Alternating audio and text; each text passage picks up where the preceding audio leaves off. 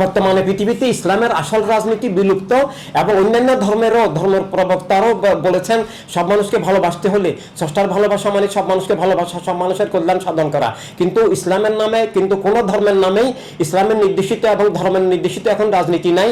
এখন ইসলামের নামে এবং অন্যান্য ধর্মের নামে ইসলামের শিক্ষার বিপরীত, ধর্মের শিক্ষার বিপরীত খুনের রাজনীতি, জুলুমের রাজনীতি, সন্ত্রাসের রাজনীতি, হত্যার রাজনীতি, রাষ্ট্রকে একক গোষ্ঠীর জবরদখল করার রাজনীতি, ধর্মের আবেগ অনুভূতিকে ব্যবহার করে ধর্মের নামে জঙ্গিবাদী, সন্ত্রাসী, উগ্রবাদী রাজনীতি চলছে।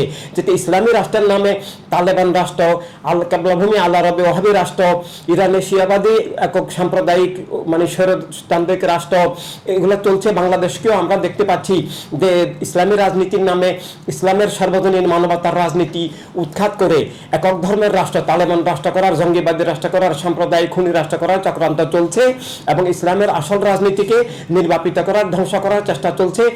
সাথে অন্যান্য ধর্মের নামে আজকে ইসরায়েল ইহুদি রাষ্ট্র, ইন্ডিয়াকে রাম রাষ্ট্র করার বা ইসরায়েলকে ইহুদি রাষ্ট্র, এভাবে পৃথিবীতে এভাবে মানে আমেরিকা ব্রিটেন পর্যন্ত আসলে উপরে গণতন্ত্রের কথা রিপাবলিক বললেও ভিতরে ভিতরে তারা সেটাকেও আসলে ধর্মের নামে রাজনীতিকে প্রশ্রয় দিচ্ছেন, ধর্মের নামে রাজনৈতিক দলকে প্রশ্রয় দিচ্ছেন নিজেদের দেশে এবং অন্যান্য জায়গায়। আফগানিস্তানে তালেবানদের কাছে তারা ক্ষমতা হস্তান্তর করেছেন। ইসরায়েল ধর্মের রাষ্ট্রের নামে যে খুনের রাষ্ট্র সেটাকে তারা প্যাট্রোনাইজ করছেন, অস্ত্র দিচ্ছেন, যে গণহত্যায় সাহায্য করছেন।